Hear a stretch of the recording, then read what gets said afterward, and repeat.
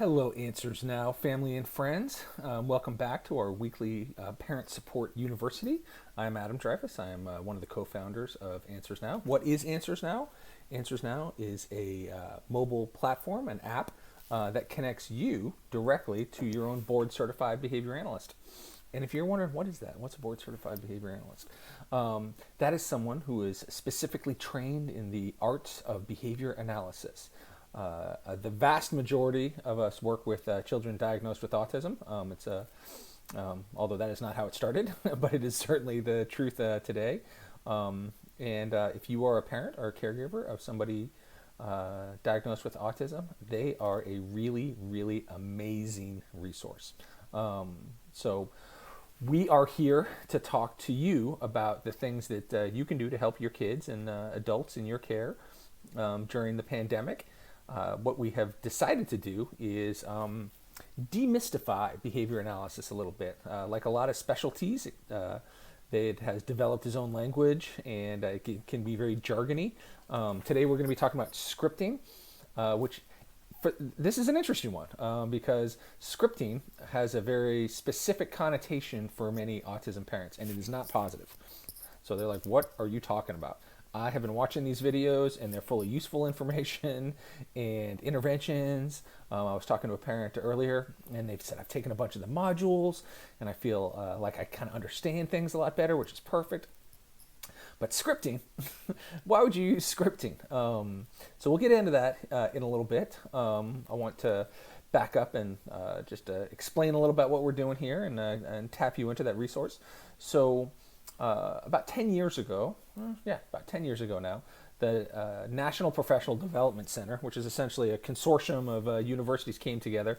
And we're like, man, this autism thing, it's blowing up, it's getting real big, and parents are feeling really overwhelmed, right? Like they're not sure where to turn to.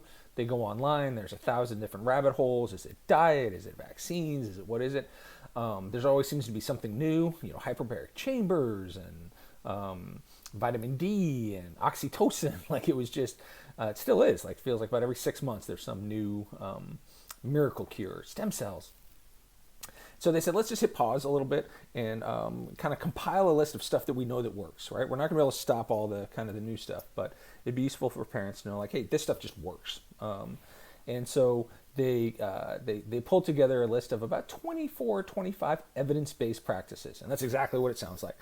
There's evidence that proves that this particular intervention works. And sometimes the proof is very age-specific, but that doesn't necessarily mean it's only just for kids or only just for adults. It just means those are the populations that it has been proven to work on. So they've got a terrific resource, the National Professional Development Center, and I keep saying it so that it makes it easier for you to go type it in and look it up. They have created and left in their wake, because they're no longer operational, the AFIRM modules, AFIRM. And you can go on there and they're for free and you sign up, and it's like a little mini university course. So each evidence-based practice, today we're going to be talking about scripting, but I think this is our 20th one we've talked about. We're getting towards the end of them. Each evidence-based practices, it explains like where the evidence came from, like how did this practice make the list, what are the basic components of it, how do you go about doing it. Each little mini course probably takes an hour and a half, and it's just fantastic. I would caution that it's still a little jargony, that it probably, you're going to want to have an expert or someone that you can kind of lean on and ask questions about. And that's where Answers Now comes in. That's one of the ways that we serve parents, is to act as teach you how to do this, in addition to directly serving your kids. Answers Now has grown in a lot of ways over the last few years. We were text-based support for a while, and now we're doing direct services. So we're working just like this with parents and with their children. Take insurance. If you are curious as to whether or not we take your insurance or serve your state, like right now we're just in Virginia, but rapidly expanding out into other states, just go to getanswersnow.com. And we've got a couple places where you can fill in your information, and we'll let you know. We'll look it up and say where, do you qualify, what kind of services you can get. We are happy to do that. The whole point of the new platform is to simplify this whole process for you, the insurance process, and especially the delivery of service process. And so we're really excited about it. We've got a brand new interface for the parents and for their kids. So without further ado, scripting. Now, the reason I say most parents are probably flinching a little bit is most parents think of scripting as like their kid just says things that don't seem connected to something else. So it's frequently around a TV show or a movie. Thomas the Tank Engine gets a lot of scripting. So the kids watch the videos or read the books, mostly kind of watch the videos for this or watch a show. These days it's a lot of YouTube videos, and they memorize the sayings. Like for someone a little bit older like myself, like yabba dabba doo. So they might go around saying yabba dabba doo. And you say, what does that mean? Yabba dabba doo. And they do it all the time, or a lot of the time. And a lot of folks, parents and teachers and brothers and sisters, can find scripting in that sense, in that definition, super annoying. It is frequently a behavior that folks target for intervention. Because say middle school, say the kids in middle school and they got okay academic skills, so they're not in highly restrictive classes, they're maybe borderline general ed, but they script all the time. And parents and teachers recognize that makes it really hard for them to make friends, right? It's a very different behavior. It can be embarrassing for other kids. And so it's recognized that if you can either make it more functional, which is definitely the main focus, is, hey, can we take these scripts and kind of create more functional language? There's a lot of work around there. If you look up affinities, right, where scripting kind of falls under that, like they just say the same things over and over. And to the best of our sort of understanding, and this is an incomplete answer, they serve as a calming mechanism, not altogether different than you singing your favorite song to yourself. And you might do it over and over, or if you've got a saying that you do that serves to kind of calm you down. What's great from my perspective as a clinician is if they've got language, right? Like they can say full sentences and the pronunciation is correct, that you have a lot to work with there to shape that into more functional language. So instead of just saying yabba dabba doo, that becomes how do you do? And you can build social skills and connectivity through that. What we mean today, for our purposes today, is scripting as an intervention. And at its core, it's very simple. It just means using a written or vocal cue to help people out. So I've done it quite a bit with math skills, where you teach the kid to say the math out loud. So you might start with 7 times 7. So they look at it and you say 7 times 7 until they reliably say 7 times 7. 7 times 7 equals 49. 7 times 7 equals 49. And then once they've kind of got it, you begin to fade out the script, the vocal prompt, or by vocal I mean spoken prompt or a written prompt. So scripting in the sense of the intervention that's shown to be very effective just means kind of like writing out or saying what's happening so that they can follow along, either reading it. It's essentially like a list. But you do run the risk, right, of it becoming just very repetitive for them sort of picking it up. And this is sometimes where you will encounter someone on the spectrum and you'll say, hi, how are you doing? And they say, hi, how are you doing? Hold your hand out, shake your hand.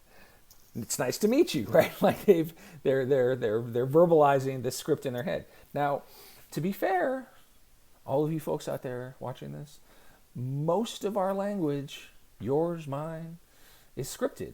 Thank you. Hello, please. How are you doing? Oh, thank you very much for that. We have, and it's the exact same thing, right? It makes communication a little bit easier because you automate a lot of it. Like think about if you're in a conversation that you're not super interested in. You met someone at a party, you're having a glass of wine and they're talking and you're like, boom. This is just not a very interesting person. And so almost all of your answers are canned scripts, basically. Oh, that's very interesting. Oh, I haven't thought of it that way. I'll have to look that up when I get home. Have you thought about talking to somebody else about this? And so, we all kind of script, but autism spectrum disorder has its own special. So we're basically talking about two different kinds of, well, we're not talking about it. We're talking about one specific kind of scripting, which is the clinical intervention, which is where you're giving somebody prompts.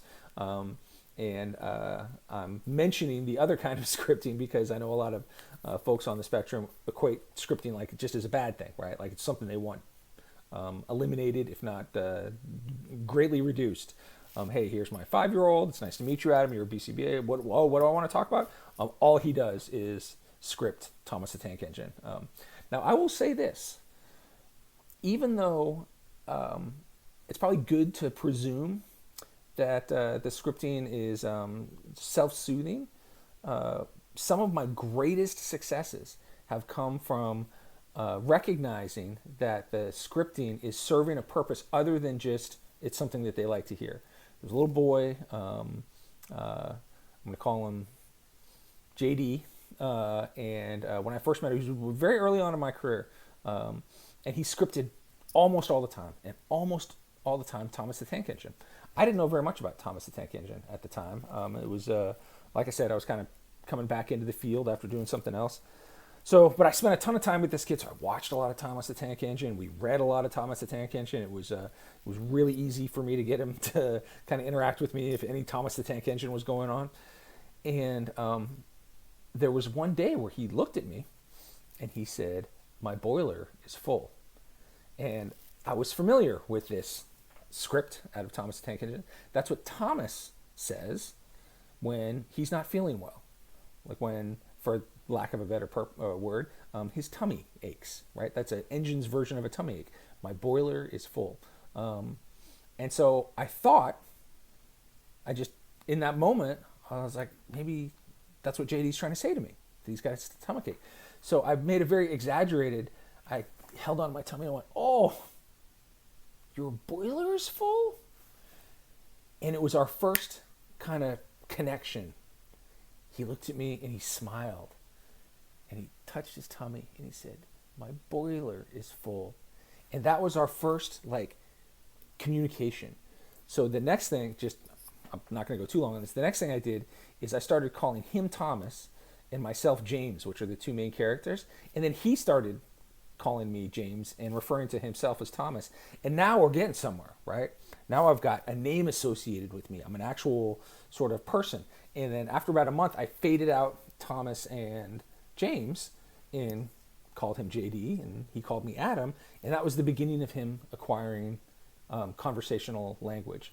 So don't discount that there's other information sort of embedded in the bad scripting, and absolutely use the good scripting to help kids out.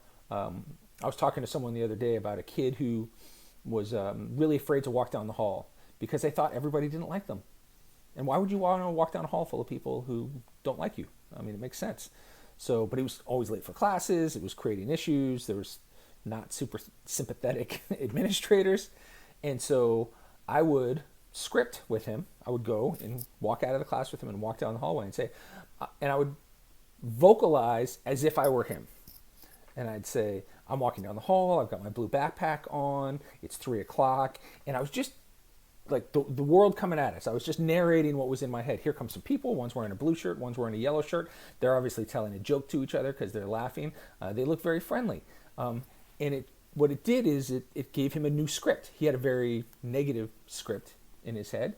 And so we, for lack of a better word, kind of replaced it with a more positive script that reduced their anxiety and also kind of taught them what I call detective skills, right? Like how to read people's facial expressions and ascertain what their motives are and what their feelings are, which is not perfect for all of us, but certainly something that generally we're pretty good at. Like, oh, that person's angry, that person's sad.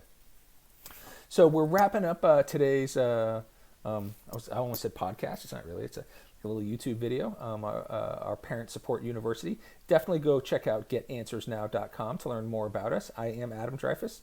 I am the Chief Science Officer and co-founder for Answers Now. You can go to the App Store and, there we go. download the app for free in the either the Apple Store or the Android Store. Just go to your search function, your store, and type in Answers Now, all one word, squished together, not a space between Answers and Now, and you will see this little purple butterfly icon, and that's us, and download us. Or just drop us a line, send us an email, give us a call, and let us know what we can do to help you out. Thank you very much. I hope you and yours are staying safe, and we'll see you next week.